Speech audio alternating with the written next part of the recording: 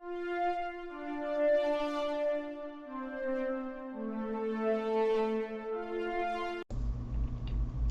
episode is partially brought to you by the Humble Choice program. Did you know Humble Bundle has a great monthly subscription service that lets you get a ton of video games every single month?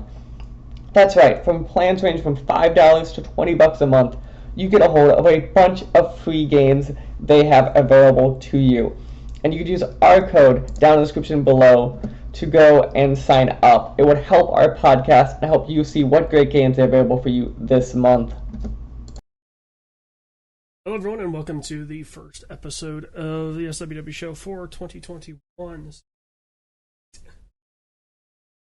End of the, 2020 wrap-up show. Slash Going into 21. This game was wild, man. Yeah. Hi everyone, it's Mike. I guess it's fair, this one does come out on the 1st, so it is the first episode of 2021. Yep. Yeah, we've got quite a show, so we'll get right into it. Yeah, me and Mike. It says here you've played Cold War. Yeah, that's true. How annoying is Frank Woods? Do not badmouth Mr. Frank Woods like that. What have I done? So Cold War, I have not touched zombies. I have played the multiplayer bit. Obviously, I play Warzone a decent amount, and I am, I think, a little over halfway through the campaign.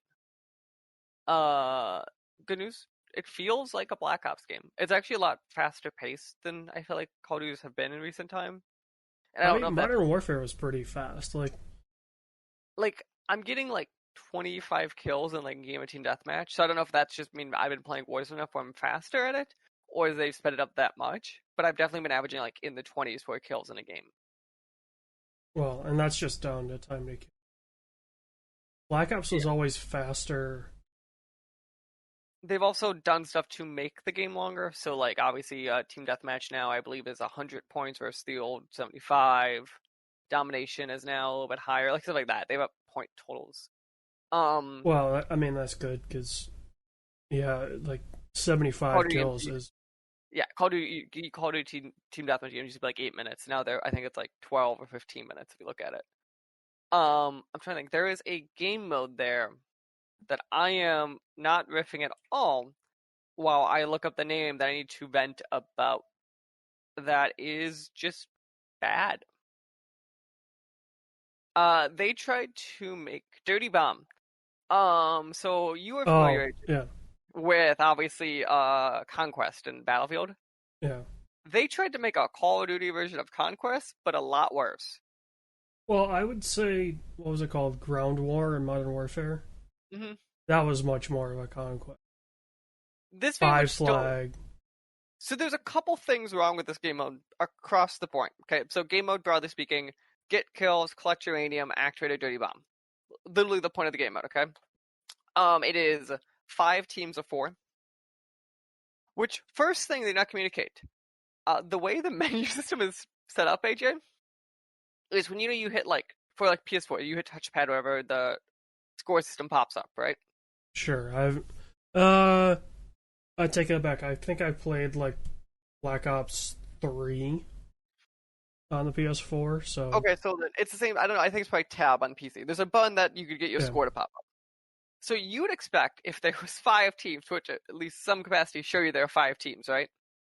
Not for the menu system to be like Team 1, Team 2, and then arrow if you want to see more team names. Which automatically is bad communication on how many teams are in this game mode. And then so there is vehicles in this game mode. Would you naturally assume the vehicles would play somewhat like Warzone vehicles from a controller point of view? Sure. I mean, I guess, like... So if I told you they have the exact same vehicle in Warzone and in this game, unless there's a reason otherwise, in my head, they should drive very similar from a hold R2 to accelerate, go forward, like that kind of thing. Yeah.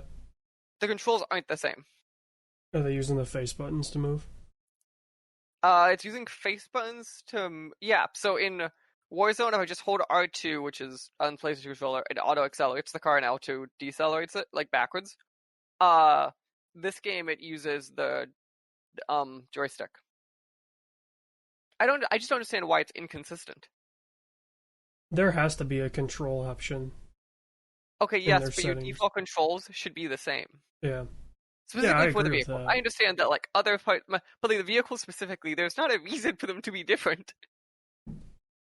Well, I wonder, is the joystick control, is that the Black Ops version? And then because Warzone is a different...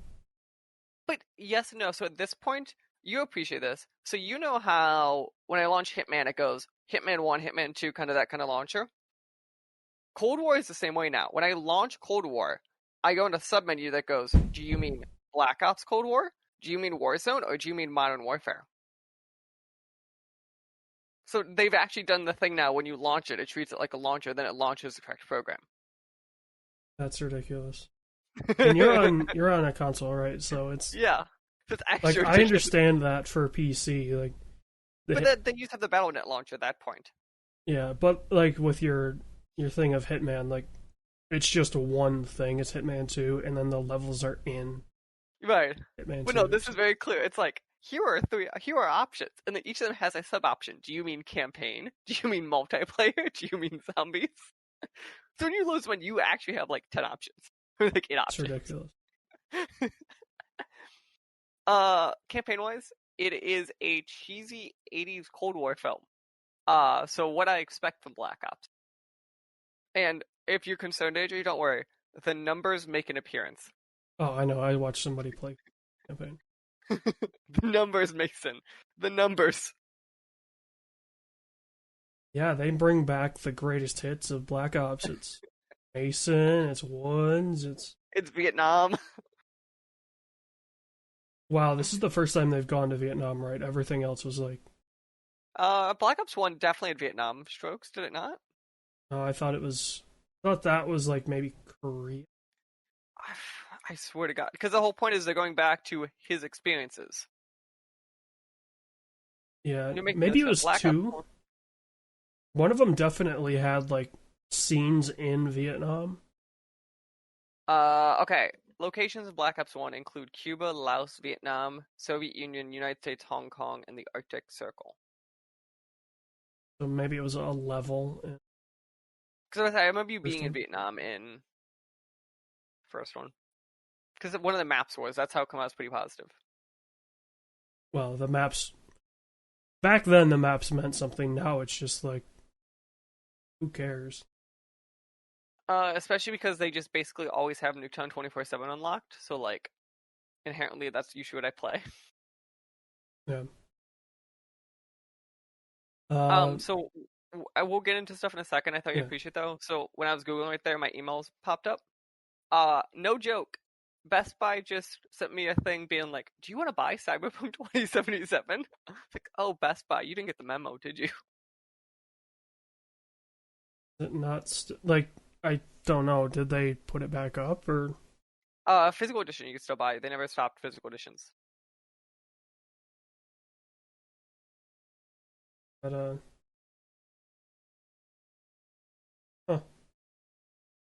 Except it doesn't show a price for it on their website, which is confusing. Do you think it's free? This is going to be old news by the time But I accidentally clicked on ESPN. I meant to click on my. Washington football team just released Dwayne Haskins. Okay, now AJ, here's the question. Okay, Cyberpunk 2077 is $10 off. Do I go see how busted the game is? I saw somebody post on Twitter. It wasn't somebody I follow. It was somebody liked it, I guess, and it showed up that they were going in like they had a physical copy. They were going to play it on a base PS4 that was disconnected from the internet. So it's like the true 1.0 experience.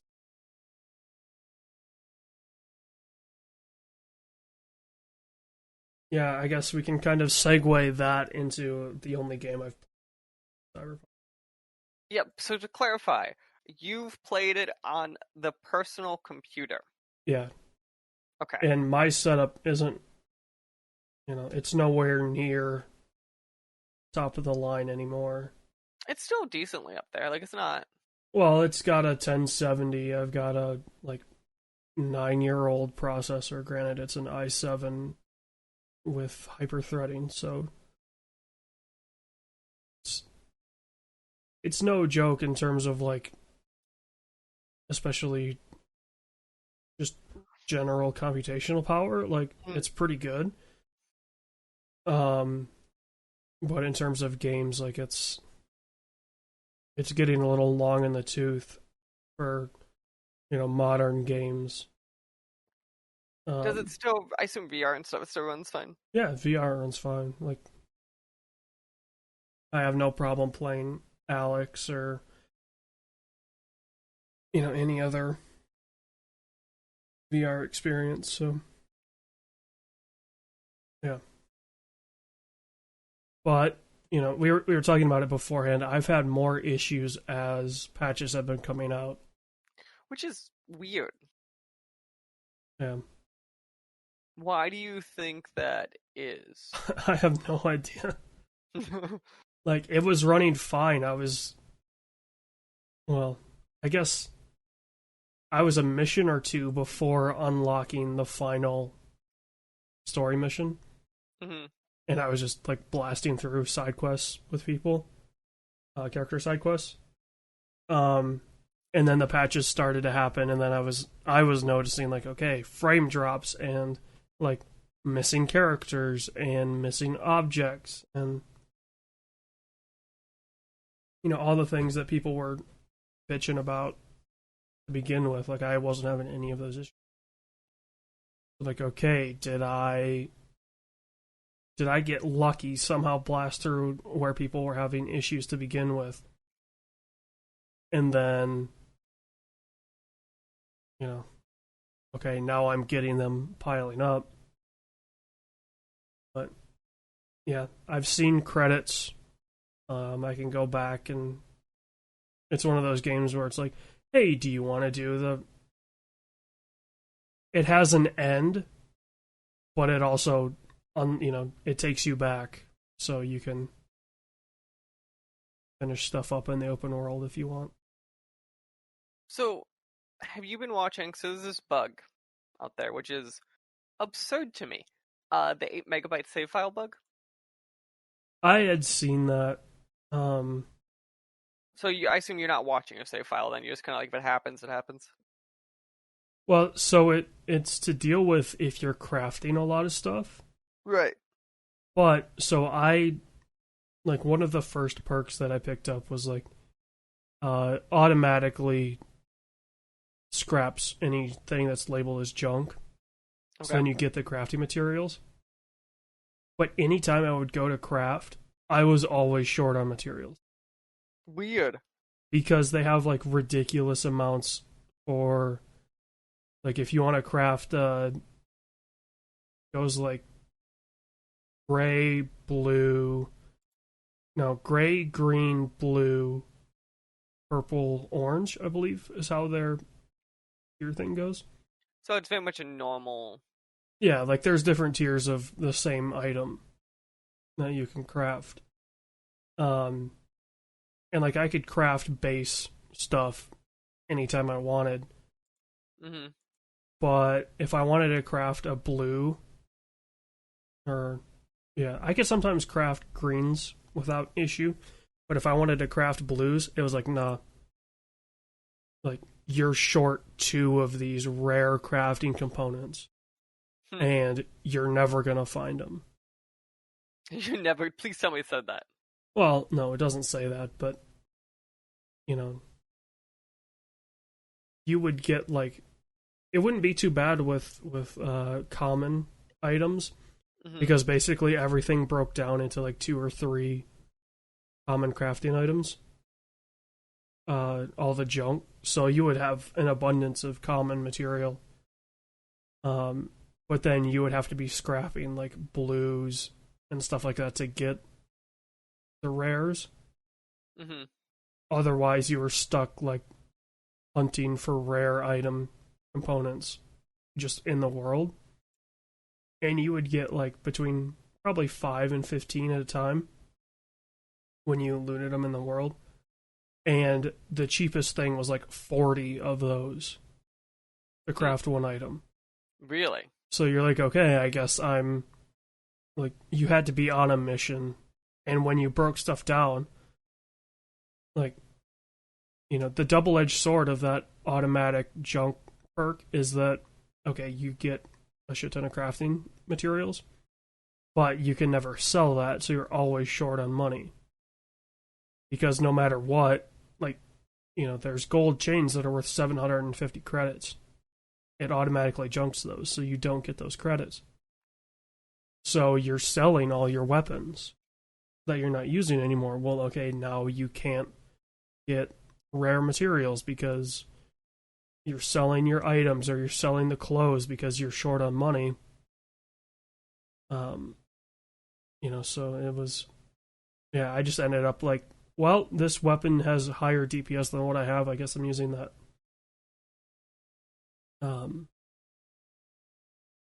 Yeah, it was just that game. You can, like, if you want, you can basically have the same build throughout the entire game, but you are playing one style. And, oh yeah, like, it's not very fun. Like, the style of, you know, V's basic stuff is not a fun way to play that game. So here's the question, because it's unclear, I think, the way you're talking about it. Do you like it?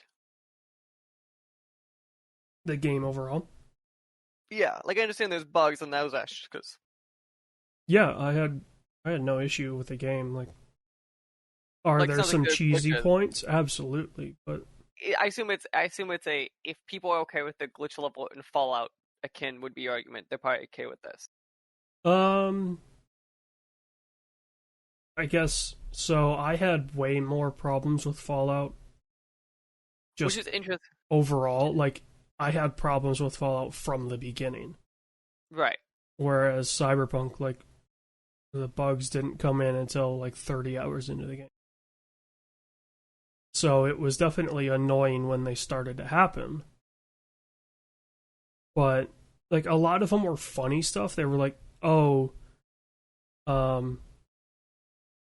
I guess it's not really a spoiler because you see them use it all the time, but you have like this personal data jack thing that's in your wrist that you pop out and pull out, and it's got a cord attached.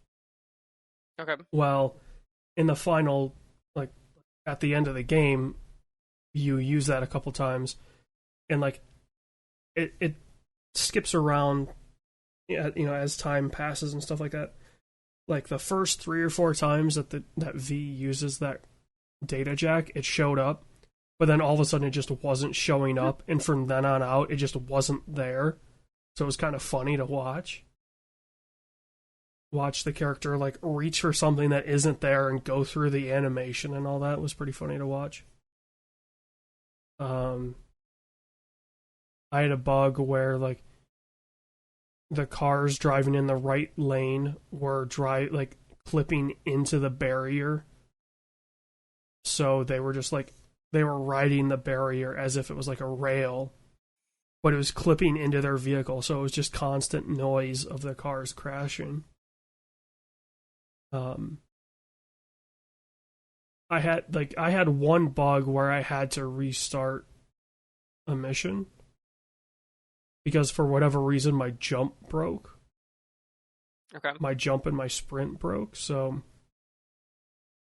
I mean, other than, like, that was one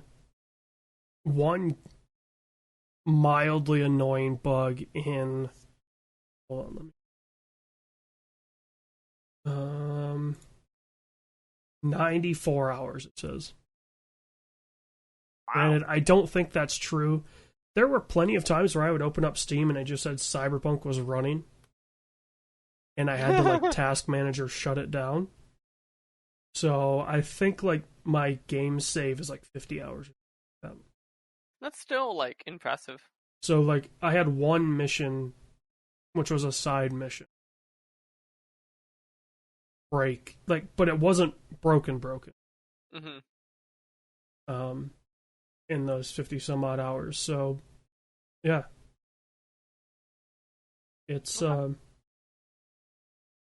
It's definitely hit or miss, like, from what I've seen. Interesting to see.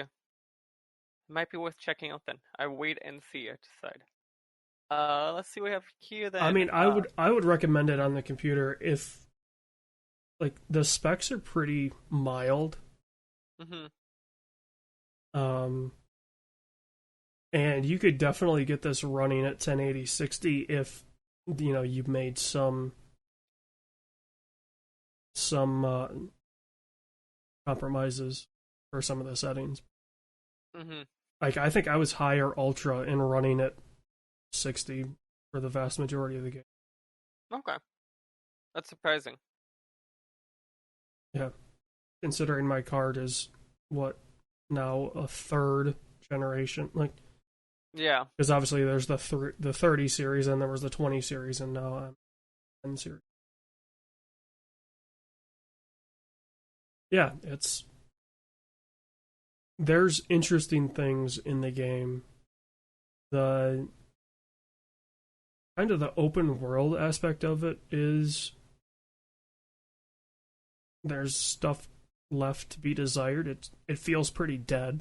Like, just walking around, it feels pretty dead. But if you're using fast travel and vehicles, like, you're constantly like, okay, oh, here's the nice part is they pretty much show you everything off the bat. So they're like, okay, here's an undiscovered mission. You know, so you know there's something there, not just stumbling on it or something like that. Mm-hmm. Yeah. Okay. You don't think is anything much that you have seen or watched since we last hung up? I saw the new Wonder Woman movie. Right. I'll have more to talk about that later. Okay.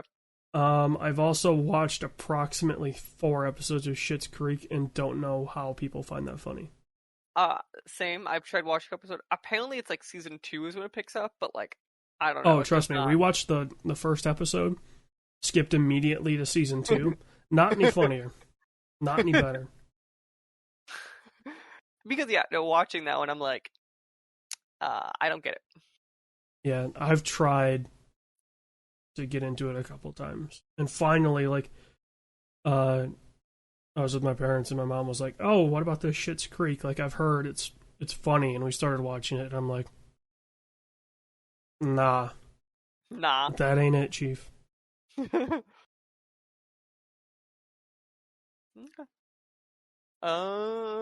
Okay. General stuff. F1, we had our final episode of Formula S up in the feeds for our season finale of Ye Old Formula 1 show. We'll be back sometime March or April to discuss next year's season. Let me see. I don't believe they've announced when 21 is scheduled to happen. Partially because, I mean, kind of the world is still up in the air. Like, you know, it's still TBD if what everything looks like. Yeah, what March is going to look like. Fair enough. Yeah. So let's jump to news then.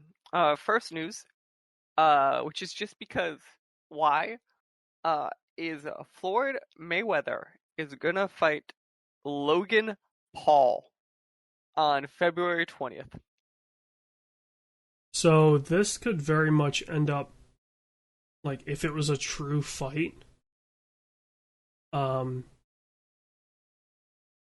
it could end up looking like Jake Paul and Nate Robinson when they fought, because Floyd's I think, even shorter than Nate, and Logan is as tall as his brother. So, just the size advantage for the Pauls is pretty amazing because they're both like 6'2" or 6'3", and significantly bigger. So Floyd would have to just outbox him, which he's gonna do. Like, which he has the Floyd Mayweather is. My money is on Floyd Mayweather in this fight. I don't understand this competition part. Yeah, I don't care. He's 53, yes, but he's also the greatest boxer of all time. Yeah. Versus I feel like that's not even that's not even a question anymore. Like, Floyd Mayweather is the best boxer ever. And I go back to Paul may be younger, and maybe Pending might have more physical strength because of that. But so much of boxing is either technique or knowing what to do when it's stressful like that. Well, and just look at okay, what weight class are they going to fight at? Because Logan Paul probably. It could just be a special thing where they just make something up. He probably could fight at 205 comfortably. He might be able to get down to 190 if he cut everything a lot. But there's no way Floyd could. There's no way Floyd would be in fighting shape at 190. He fights, I think, at 170 mostly. So, he would be putting on 20. There's no way he could put 20 pounds on and be,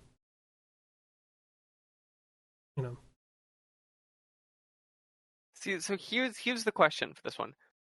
Does Mayweather make more or less money than the McGregor fight? Less. Significantly less. Also, if you're Mayweather at this point, right, you're just going to come out of retirement once every 2 years just to fight someone way under your skill-wise and make hundreds of millions of dollars, right? Well, yeah, because he has a 5th grade education, so he fights, he gets his $500 million payday, and then he just spends it all. Doesn't pay tax. And then he needs to fight again so he can pay off the tax bill and then do the exact. It's the circle of life. He's in a negative feedback loop. But now, in reality, I think he's clearly in it for the payday, but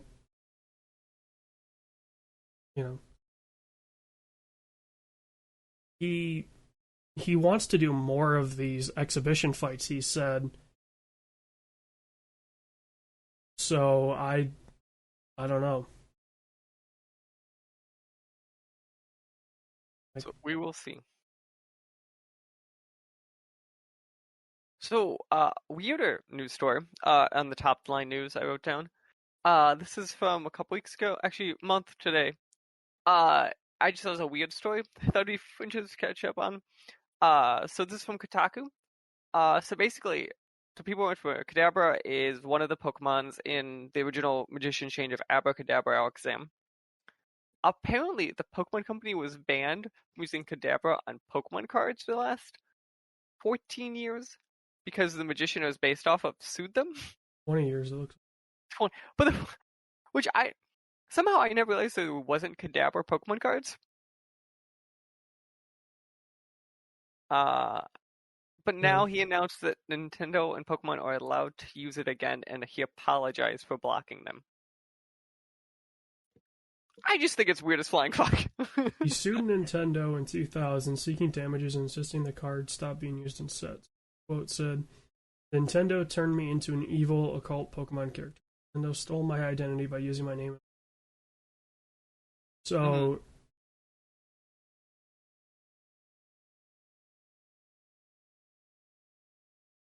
Oh, okay. The Pokemon's Japanese name, variously written as Ungerer, Youngeller, and Youngeller, seemed to be a reference to his name, Uri Geller. So, yeah, Nintendo never said it wasn't, so yeah, it was. Yeah. You're clearly referencing the guy's name. Shit, the final one is Yun Geller. His name is Uri Geller. Sorry. This is clearly... I get it, from his from his point of view, and shit, the thing looks like him.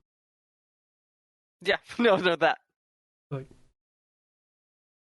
but what's interesting is if his name was being used for the 3, why was it just Kadabra? No, just Kadabra. There are 3 magicians they were basing it off of.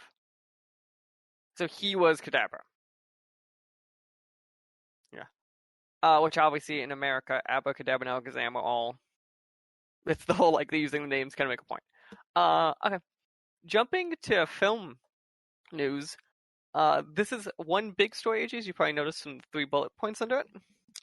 Basically, it was announced. Warner announced that next year, every single film that is coming out on the Warner lineup is going to simultaneously be released in theaters, and then we'll have a 30-day, I want to say call it a free period, but that's not right, a 30-day if you're subscribed to HBO Max period, before going on VOD. Which, I think... I fully understand the discourse for the people involved in these films. Yeah, it's about to get to, filmmakers aren't happy. The thing of it is, like, okay, you're not happy. I completely understand that. You wouldn't have had this, like, if you want your film shown to people, which deep down, like, filmmakers care about 2 things. They care about their money. Thing being shown and money. Yeah, especially professional filmmakers care about the money. Yeah. Indie filmmakers probably care about can we eat. Yeah, no, So, I get what you're saying. Like, people ripping them for being like, oh, this is a terrible move. Like, yes and no. Like, any creative, I guess, at all wants there's a reason they're creative, right? They want their thing to be seen. Right. Shit, I mean, Dune probably would just get delayed until 23 at this point. Mm-hmm. So, this at least gets people to watch Dune. And, there's... So there is good here. I also think there's bad. So I think the immediate concern to me is this is the final death spiral of movie theaters. Independent of everything else. Well, so it is and it isn't. Like, HBO Max is not the thing that's going to kill theaters. It's a death by 1,000 cuts. Now... HBO Max is Warner... the worst. Like, Chris Nolan calls it the worst streaming service. No, it is legitimately, like, I cannot watch something without it buffering at least 3 times. So that is true, but it's enough where Warner, from box office take from you, is like the big 3. And if now they put them into the 4th place box office, it's not because they develop less revenue, it's because the revenue is coming from different places. That's a big money loss for theaters. I mean, I guess, like, the proper way to do this... Also, the concern from the box office point of view to me is family movies are listed on this, and that's a big driver for box office revenue. Yeah. I mean, like, the proper way to do this is probably the shittiest way to do this, which is tying your geolocation to... Oh, so it's not a theater in your area? Yeah, like, well, no, like, blacking out, like, oh, in Florida, theaters are open. Right. I don't know if they are, but... I think so. So, right. Your location, it says you're in Florida, guess what? You can't watch it on HBO Max, but we'll have a link to, they'd have to AMC or something, Yeah. A link to their website to purchase tickets to go see it. So I think what's extra shitty about this, and me and you kind of talked about this when this happened, was so Wonder Woman was the first film they announced like this, and before they announced everyone was doing this. Wonder Woman 1984, they got Patty Jenkins to agree, they got Gal Gadot to agree, and they got all their agents to agree, respectively, and the unions. The reason they did this was to alleviate the concern via filmmakers, which is why it's interesting to me that they made the show of this, and then for these other films we mentioned, no one was told ahead of time. I imagine no one was told ahead of time because if you tell people ahead of time, that gives them an out. So Nolan, but like it was very clear that like uh Dennis for Dune stuff was not told ahead of time. Like most filmmakers, their reaction was they were not told ahead of time. So I hate to say it, this is a classic filmmaking technique. If you are getting an actor and your film has any sort of nudity or any sort of like explicit material in it, you always shoot that the very first thing. Right. Because if you hold off, all of a sudden that gives the actor a bargaining chip. To be like, oh, you want me to do this? Pay me this extra because you already have this film in the can. Right. So this is just a classic example. Like, they're gonna hold off. Like, they had to clear it with Wonder Woman because if they didn't, it would be a shit show. Which I think it's turned into one. It's just it hasn't. Like, it would be so the other concern here is, now Warner's gonna have to rewrite all of their contracts because no one's gonna sign up being like, we're not gonna take back end deals if we know if anything's gonna be streaming. I mean, people just have to realize that streaming is the future. Like, Chris Nolan hates that idea because Chris Nolan is like the one person. He and Denis Villeneuve are like, I guess, the two people, right, that are like, our films need to be seen in theaters. Yeah. So, you're obviously you're going to have those people. I think it's just going to be very interesting to watch the continual reaction to this and how it changes filmmaking now that Warner's kind of accepted this path. I don't think it'll change much at all. Like, you'll still have your major budget movies. Are there less of them now because they'll make less, or the key will be Disney? Yes. Will there be the huge budget Marvel movies? Because that's the key. Like, if Disney is going to take it on the chin, which they can, they wouldn't, but they would be able to. If they're going to have their Avengers films still be, $200 million budgets, that's the key. If they're still willing to pay the money to produce these massive budget movies, even though they're going to be on streaming services, that's because Warner can do whatever. Yeah. It's because they're not necessarily the big dogs in this fight. Everybody is going to react to Disney. And, I mean, we've seen Disney Plus is going to increase in price by, 100%? No, $1. What are you talking about? I thought it was going from $5 to $9. No, it's going from $8 to $9. I thought it was only $5. Disney, you can make this up now. Disney Plus cost. So Disney Plus cost per month is $6.99, and it's going to be $7.99. Maybe I could have sworn it was like $5 or $6, like when it first launched. Maybe it was when it first launched. I don't remember. I remember this seems like this is the first time they're raising the prices. So maybe there was some deal ahead of time, but well, no, because they packaged Disney Plus, ESPN Plus, and Hulu for $13, and it was only like a $2 or $3 savings if you did them all. So I think they were all like between $5 and $6 a month. So anyway, yeah. It's just gonna be weird. Other jumping news that AJ's gonna care a lot less about. The Spider-Man 3 movie actually seems like it might be the Spider-Verse movie that we were all joking about wishing was gonna happen. So I only have some stories there because I didn't feel like grabbing all of them.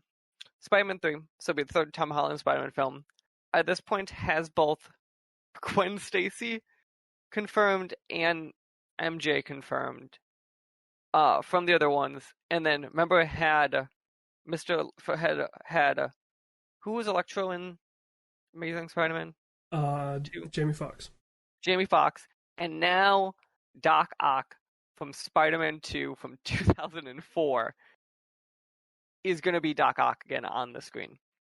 And the current rumor is also that Charlie Cox's Daredevil from the Netflix Daredevil will also be in this film.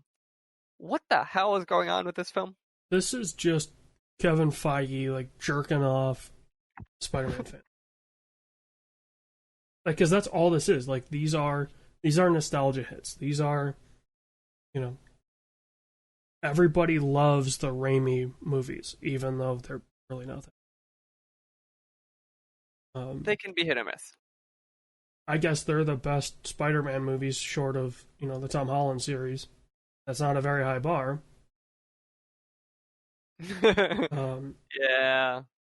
So the choice of Alfred Molina as Doc Ock is like, this is clearly just, hey, everybody loves this. Everybody, quote unquote, loves the Sam Raimi movies. Let's get him to reprise his role, which, okay, whatever. I guess when we find out Willem Dafoe is going to be Green Goblin, is going to be, okay, this is just a jerk off fest of. If that happens, I hope you realize it'll be exciting. People were worried about weird nerd people jerking off to 50 Shades of Grey. No, they're going to have to worry about Spider-Man 3. Okay. Jumping to new news. 2 weeks ago, D23 happened. And I have an article up looking at right now, kind of the big highlights of what was announced. You ready for this massive oofta? Big stuff. I don't think we care about the live action Disney movies. If you do, they're exactly. I'm going to stuff that matters. Weird live action one that people probably care about. Always Sunny. 4 more seasons have been ordered, which in makes it the longest running sitcom in history. Is it just D23? What? This investor thing. Because I was going to pull up. No, there's an article on d23.com I can send you that I'm looking at. Okay. If you... this is an article I like. Which... Years later, 5 Panthers. Yeah. Okay. Here is the start of the crazy parts announcements, though. So, from Lucasfilm, the following are all TV shows. Obi-Wan Kenobi, as we already knew was happening. Rangers of the New Republic, and Ahsoka. Also, on top of that, we found out since then, Boba Fett, the series, is coming. Other new titles, not kidding with you. Andor, Star Wars The Bad Batch, Star Wars Vision, which is not starring Vision from the Marvel movies, is clear. Lando, The Acolyte, and a droid story. Also, the next feature films in the franchise is to be called a Rogue Squadron, coming out in December of 2023. We know there's another Indiana Jones coming, and we know there is something called Children of Blood and Bone. Which is a Star Wars. Yeah. That is all just Lucasfilm's announcement for the next 2.5 years or 3 years. Do you think they're going to run Star Wars to the ground? Oh, it's already being run into the ground. Okay, the next part. In our trend of Walt Disney films, which is usually mostly the live-action umbrella unless otherwise stated, Hocus Pocus 2, Chip and Dale Rescue Rangers, starring John Mulaney. Cokehead John Mulaney. Yeah. Pinocchio, Peter Pan and Wendy, Disenchanted, A New Night at the Museum, Jungle Cruise, Cruella, a prequel to The Lion King and a prequel to The Little Mermaid. No, I think it's a prequel to The Lion King and The Little Mermaid, not right. a prequel to The Little Mermaid. I misread that. And then it gets even weirder. They announced every Pixar movie is becoming a TV show, apparently.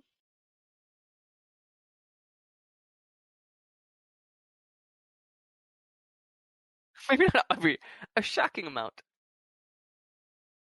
first ever series, Baymax, Plus, Tiana.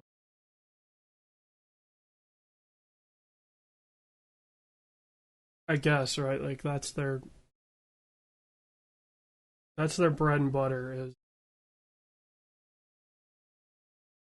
kids stuff. Yeah. And then MCU news, obviously they closed the show with 3 new announcements for series. Actually 4, because Mrs. Marvel is here.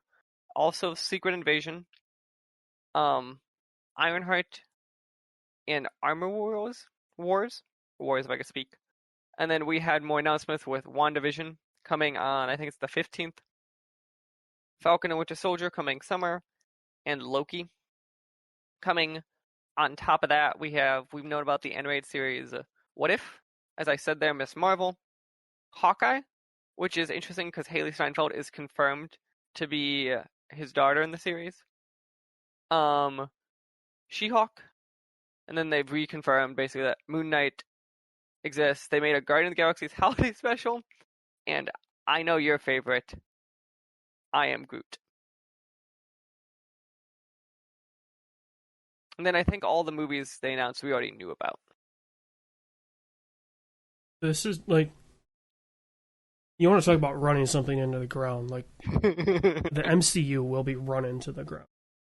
What's absurd to me, it's not even like, so they used to announce this stuff like in bulk and then it took forever to come out. They're announcing this stuff with like very little tailwind behind it. Well, like, so that's the thing, right? Like, they're gonna reach a point not only with the stuff that they have that didn't release in 2020, right? Because the stuff we all forget Black Widow was supposed to be out like a year ago. Yeah, like they're gonna be releasing movies and just stepping on their fingers. Like, if there's 2 Marvel movies out at the same time, nobody's gonna want to see both of them.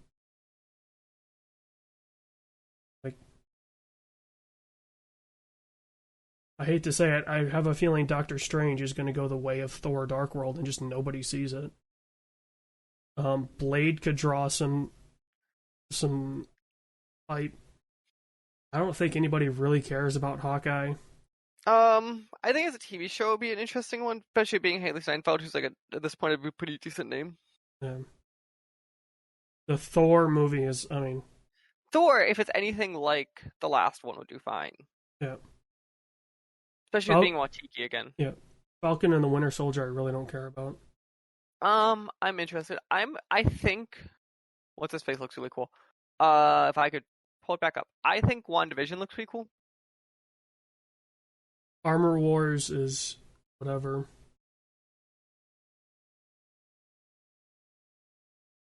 They announced a 10-year deal.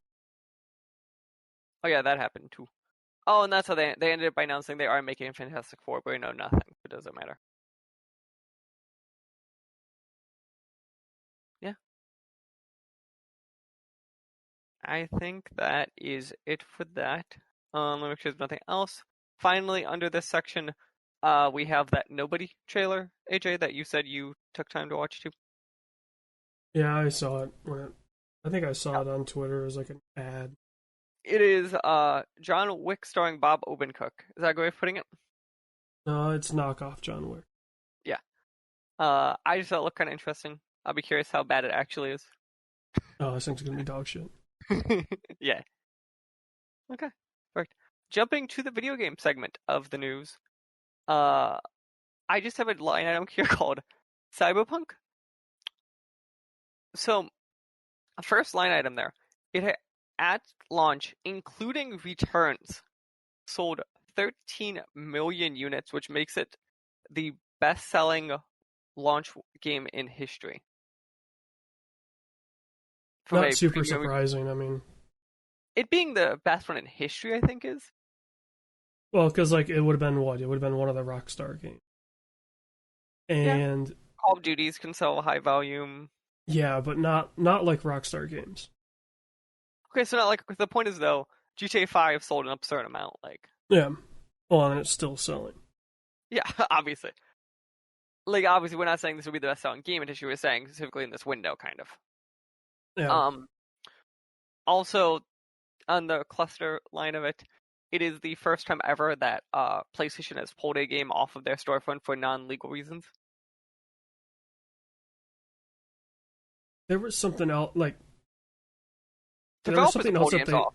there was something else that they pulled, but it also wasn't legal, but it wasn't something in its launch window. Like this is the biggest shit show for That a could be like a game. rights thing. That could be, yeah. Well, but this is very specifically they pulled because of quality, which we all make fun of PlayStation because they don't do that. Didn't they pull Ride to Hell? I thought it was as a legal reason, or the developer said to pull it. PlayStation has pulled when a developer is asked to before. It's the first time they've gone over developer. That I Well, see. also the reason they had to go over the developer was CD Projekt was like, "Oh yeah, just refund it. Sony will refund it." Yeah, and no, that Sony's was. like, We do what now? "What?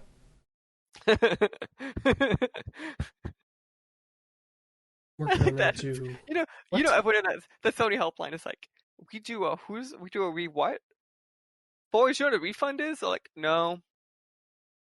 Well, I mean, they've had refund stuff in the past, but this is But like, it's not like the way how Sony's refund worked is broadly speaking, you email them, you basically get one per account, you kind of stretch that, that's kind of how it works. Cyberpunk was just like, yeah, Sony said it's fine, just have them go refund it. yeah. Like Microsoft, you could tell wasn't ready. They made like a form for you to go fill out because they didn't have something ready in the back end. Microsoft has you fill like a help ticket. Yeah. I think the craziest thing about this was how Cyberpunk's day one sales were 50-50 PC console. It's that, and there's something absurd like 70% digital. Which, like, PC is obviously getting bigger, but you don't see 50%. Yeah, no, at that all. is. I'd Like, be curious because I don't know the Witcher break, like how that ended up breaking. well, Witcher wasn't. I mean, Witcher when it launched, PC Was was. it PC?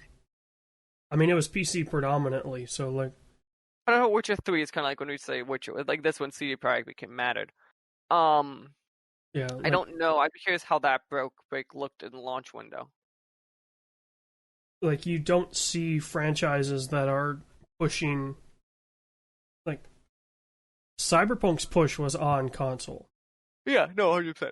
Witcher's push was always on PC because that's where I think those Witcher games worked. Like, Witcher 2 was on console, but it was like on 360 as an exclusive or some nonsense. It wasn't like a console game first.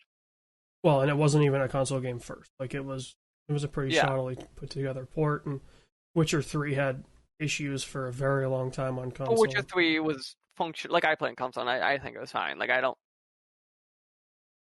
But I Anyway, mean, like it had issues. Like, it Yeah. had documented issues. Yeah. On console, so you don't see this game that they're pushing as a console game sell 50%. Like, you don't see Call of Duty with 50% sales on PC. It's like 5%.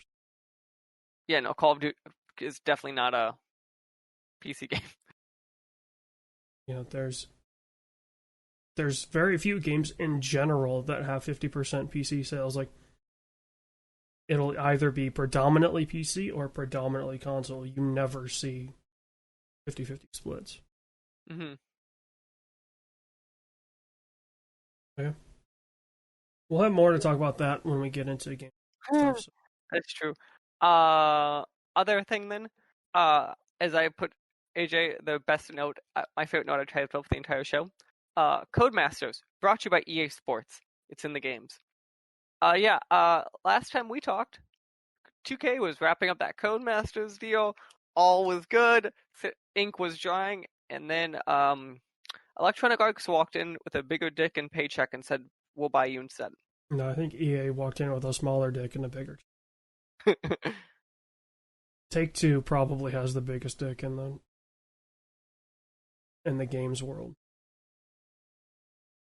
Like if we're being honest, right? They don't care. I mean, shit. They're the ones behind Rockstar.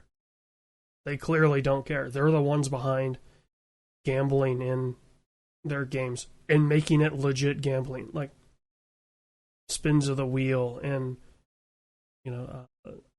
slot machines and stuff like that. Like EA has their Ultimate Team stuff, but they're like, oh, we're just gonna sit back here and milk our franchises and not really do anything.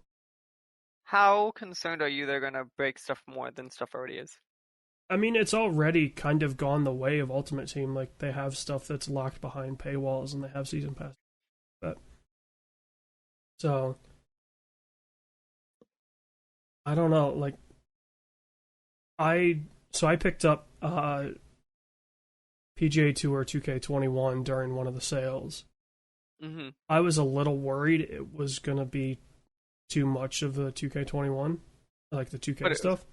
But it was fine. Like, they introduced a season pass, but it's not over the top. Like, you need to purchase stuff. Like, you could easily play that game for free.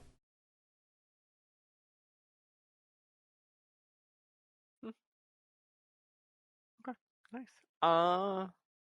And I feel like also, like, EA can't mess with the F1 stuff.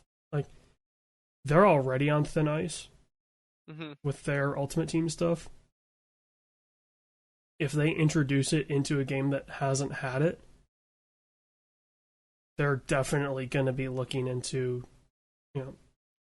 being not just a slap on the wrist by the EU, but potentially shutting down games in the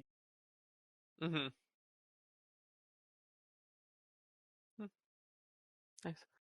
Time for our final news story of the year.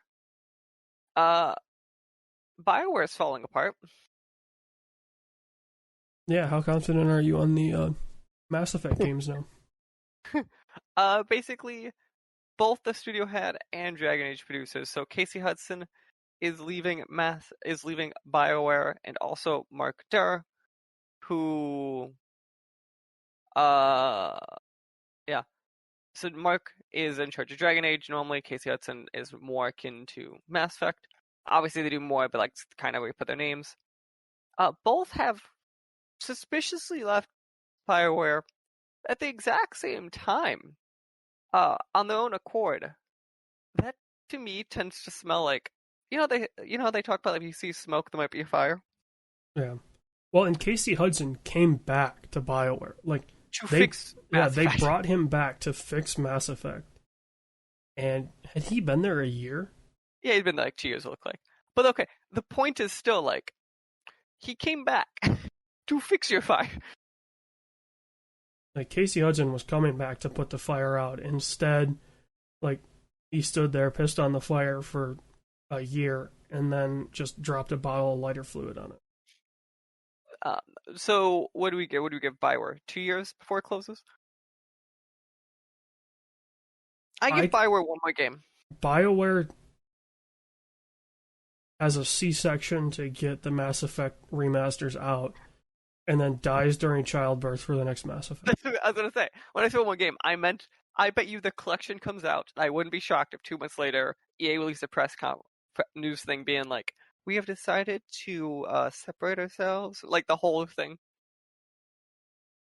Because anything, then what you do is you spin off the MMO studio, and one of the two BioWares, either Austin or Edmonton, who does more porting for EA, and then the other one goes away. Well, you just rebrand BioWare Austin as EA Austin. And then Edmonton just goes away. I'd imagine, because, like, while EA loves to kill studios, they also, like, kind of absorb them into different projects. Yes and no. It's like when they killed Relic, they just killed them. Yeah. But I mean, they've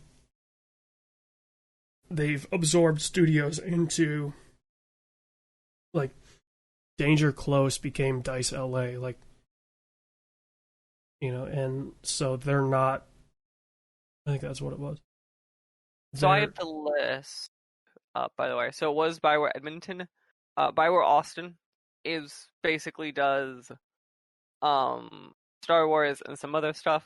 I forgot they used to have Bioware Montreal, but that went away. And they had a few other Biowares over the years. Yeah, I think Bioware Montreal was like, hey, we're here and we're dead. They would basically merge into Motif Studios, but there used to be a Bioware San Francisco, which developed the original Mirror's Edge, it looks like. But they did work on it, I think. Yeah. There was Bioware Mythic, which I didn't know, in Virginia. There was Victory Games in LA. They did CNC. Waystone Games, and Bioware Sacramento. Which is probably just like a support studio. It is now called EA Capital Games. Yeah, I guess they're based in the capital. Makes sense. Yeah, I just had never heard of this before. Weird. Yeah, it is a mobile game studio in Sacramento.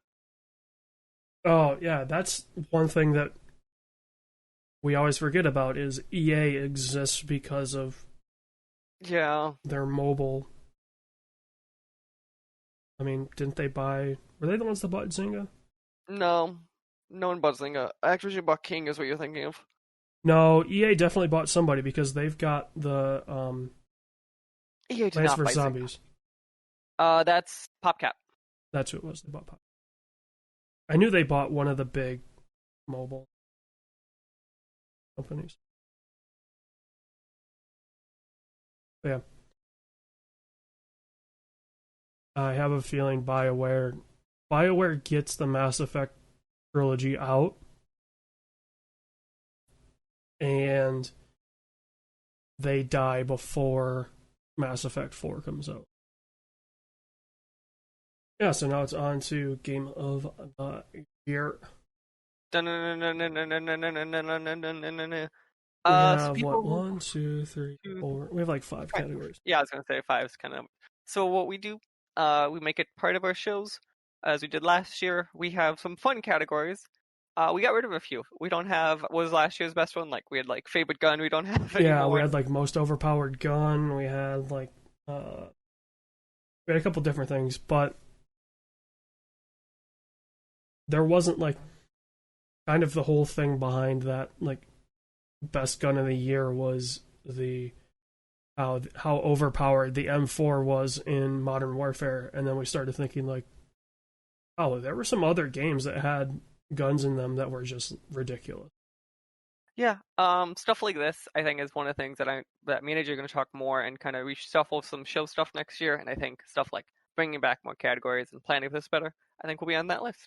But to get us started, for the first topic of the year, we have Old Game of the Year. So we define this as a game that did not come out in 2020, but of the games that did not come out in 2020, either had the biggest impact or was our favorite of the year.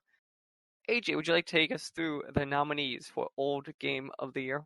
So, Old Game of the Year, this game will be on here until they either make a second or they stop releasing DLC for it.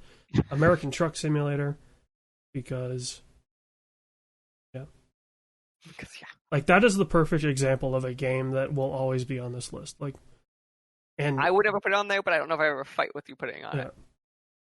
Like, there's some others that on here that probably exemplify this category better in terms of both of us agreeing with it, but this is like, this game and one later down the list are perfect examples of why this category will always exist.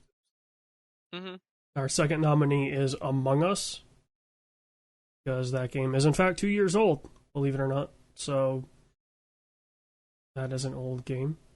iRacing, solely because I got into it this year. That game's coming on 18 years old or something like that. Control. Again, I got that game this year, so I got into Control. Destiny 2. Probably the best example of a game you and I both enjoy that will probably stay on this list for a while. And Sea of Thieves. Again, that's a me game. I don't know how much you got into it this year, but definitely a game. Yeah, that's another staple of this category. And there's really only one game that can win this category. Welcome to the winner room. No. Huh? Oh no, go on. It's Among Us. Because there's no other old game had as much of an impact on both of us and the gaming community as a whole. Yeah, I didn't write it down, by the way. Among Us last month, according to the Super Data or whatever, it was the most popular game in world history. The estimated was 500 million people played the game last month. Yeah, I was gonna say it was something ridiculous. Like what? 500 million unique players. To put perspective, I think it's about 2 to 3 billion people of internet access. Put that number in perspective. A sixth of the internet world was playing Among Us. What? Yeah. That's just wild to me. But anyway. Speaking of wild. Hot mess of the year. For this one, we have 3 nominees. Cyberpunk on, we're just going to say PS4, Xbox One, because by all accounts, those are the hottest mess. I've kind of heard the same thing. It's at least playable on the PS5 and even like series. The Pro and the Series and the X sound bad, but not unplayable. They're playable though. Yeah, where the base ones are not. Yes. Next one is Ubisoft and their Boys Club.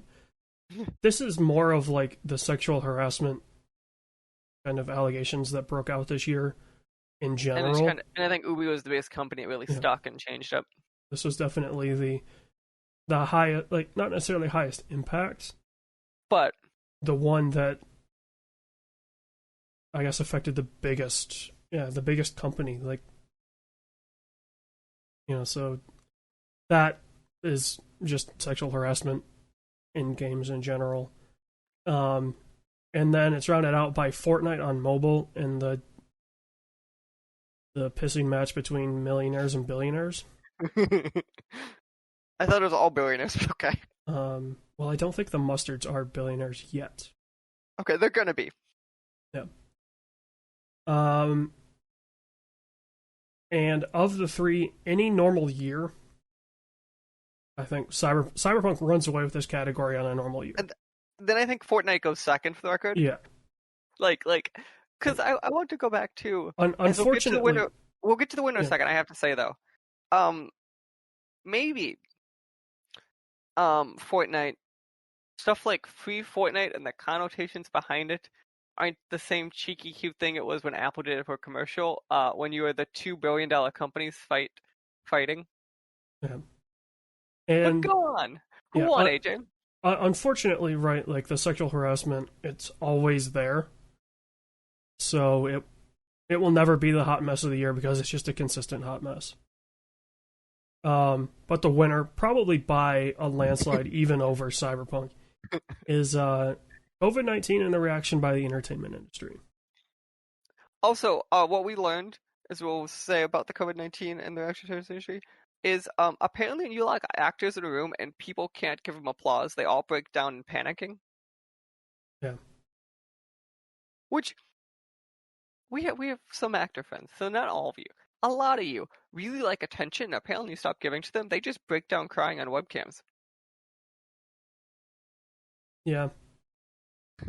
I mean, I hate to say it, right, but most actors are, a lot of them have some underlying mental health problems to begin with.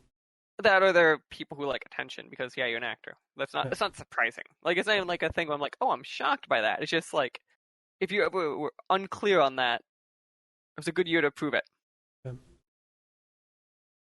Yeah. So congratulations, COVID-19.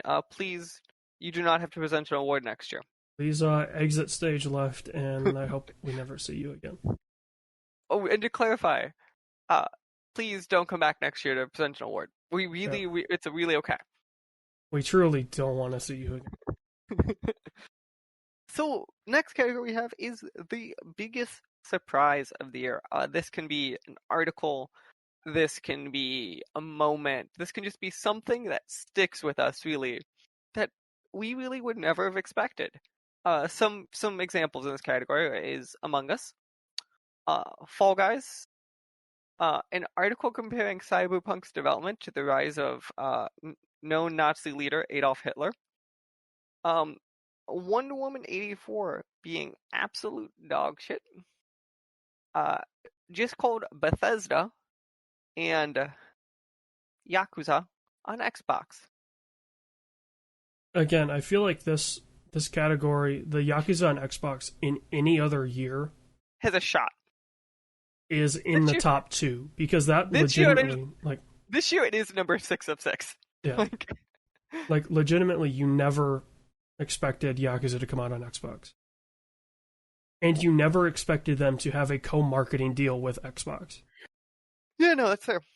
Like they went hard on like coming to Xbox, which I get it, right? This is part of Xbox wanting to reestablish their Japanese footprint. Mm-hmm. But yeah, this is 6 of 6. I mean, you had Among Us rise from, the coffin was being dropped into the grave as they rung the bell, and the casket flew open and it jumped out and was like, "I'm here, bitches."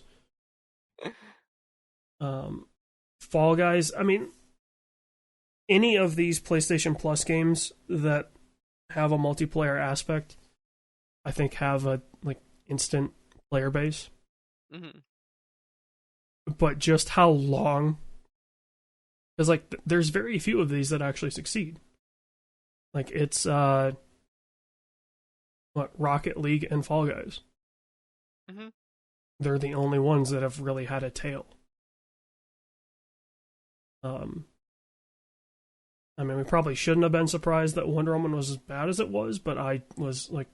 You were surprised. That movie broke its rules that it established almost instantly.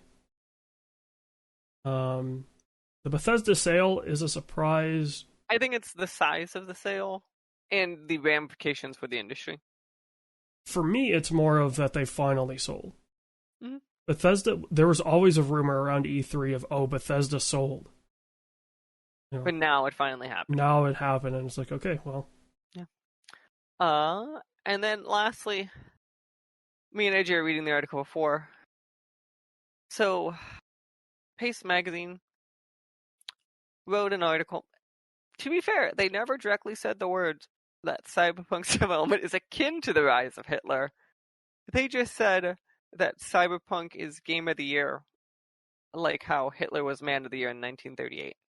I think, as they said, as a warning for democracy, which feels a little excessive to me for a video game comparison.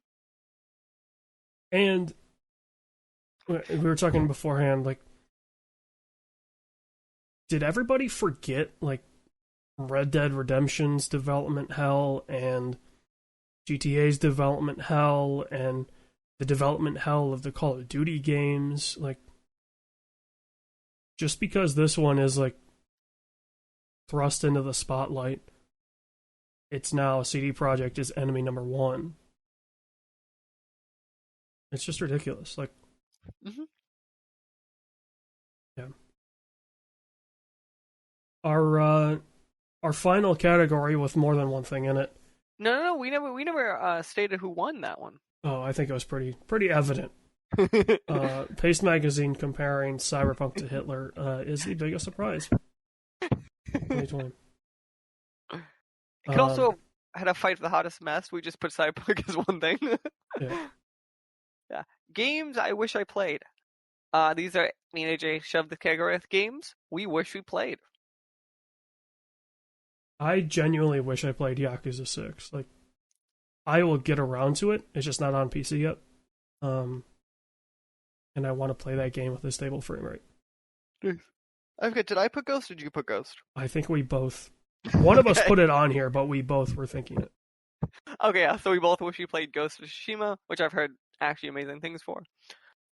Spider-Man Miles Morales, another game that I wish I played. I definitely wish I played that as well. Yeah, which I'm probably just when I get a PS5 will probably be the thing I buy. Cyberpunk, because I am genuinely curious, I'm curious that because I'm playing on a Pro or hopefully sooner or later a 5, that if I'm okay with the Bethesda level of bugs, I'll be curious that I'll be okay with this level of bugs. And then AJ, you have not played Doom Eternal. I have not. That's the biggest sin of them all. Well, and honestly, I don't think I played base Doom until like a year or so afterwards. I think base Doom is objectively better, but that's what I've heard too. So, like when I heard, Doom 2016 is better than Eternal, I'm like, I guess I don't really care. Like the story in one is cool, but if Eternal is not that Eternal's great, too story heavy. Yeah. Yeah. And then finally, game of the year from each. So to clarify, everyone, obviously it's mine and AJ's respective game of the year. And the rules we stated for early access games is they can only be nominated on a year. So we as individuals decide kind of like we decided since Hades wasn't up last year for us, we could have put Hades up this year, but if we did put Hades up last year, we couldn't have this year. So basically we treat it as the year we identify as the game as important, which just matters because some things are early access forever and it gets really weird. Yeah. Because, we could have, we could have been a surprise some of these early access games that have been around forever. Right. Finally releasing or something like that. So that's why to me, I think I treat Game of the Year as the year the competition for the game matters, because it doesn't always matter every year. Right. Like Rust would have been a 2013 game, but not 2016 when it came out. Right, and there's some games that they get talked about when they're in early access, but then they release and everybody's had their fill in early access. Yep. So, Mike, would you like to... Yeah, I think after much consideration of the games of the year, I think it must go down to Final Fantasy VII Remake. And this is part 1, correct? This isn't... Do they both parts out? You think that the second part's coming out in the next 5 years? That's cute. I wasn't sure if the second part had... We don't know if it's only 2 parts. It might be multiple. So it's Final Fantasy VII Remake, which goes up to the first, third of the game. Something like that. No, I guess it's Midgar, so first quarter of the game. Something like that. It is really polished. I think it is one of the best looking games of the year. I think it's very interesting how they have multiple gameplay modes for people who want either the JRPG action style, which is the modern one, or the old turn-based system. I think they have some really cool characters in there. And I just broadly think it's a game that they obviously had to tweak the story a bit, but it holds up surprisingly well for how old of a game it really is based off of. No, I have no dog in this fight because that is not a me game. Which, for the record, as we'll get to yours in 30 seconds, AJ, I want to appreciate how we both chose remakes. Yeah. Yeah, that's what true. Is your game? My game of the year this year is Tony Hawk's Pro Skater 1 and 2. Because they did the one thing that's nearly impossible in remakes. Game music. Well, yes and no. They did what was right. They added the things from 3 and 4 that made the game better. But they gave you the option to play it like 1 or 2 Mm-hmm. You know, the levels are exactly the same. They just look so much better. Like, this is, for me at least, this is the perfect thing. If you want to be like, oh, hey, you want a remake of a game that's 25 years old? Look at Tony Hawk's Pro Skater, because it is exactly the same. Mm. Like, it's pretty cool. Also, and the fact that they did 1 and 2, and it was a $50 game, and like everything surrounding that game makes it amazing. here's the ultimate question for you, though: is it better or worse than Tony Hawk Pro Skater 5? I mean, Tony Hawk Pro Skater 5 is arguably one of the worst games ever made. That's a fucking challenge. Okay, but yeah, that will do us here for 2020 / the first episode of 2021. Those are our games of the year. 2020 was a shit show. It was a mess. It was a catastrophe. Hopefully next year we are back with exciting moments like me and AJ maybe securing next gen consoles. Will No Time to Die finally come out? And will the Dune movie exist? This and many more questions will be answered over the next 12 months. AJ, do you have anything else to say to the fine, lovely people who listen to this show about the next 12 months and what they should expect from life? Well, hey, hopefully we can get back into the convention swing of things and hope at some of those. That sounds beautiful. Goodbye, everyone. Farewell. AJ, cue to like sad under the ear music. That's on your part, bud. This podcast was a production of the SWW Show. To learn more, go to theswwshow.com. Remember, you can follow the show on Twitter at the SWW Show. You can follow me at Mikey_Maroney. You can follow AJ at LowSeatBoy. Remember, new episodes premiere on Friday, 9 a.m. Central Time on anchor.fm/SWW and podcast services around the globe.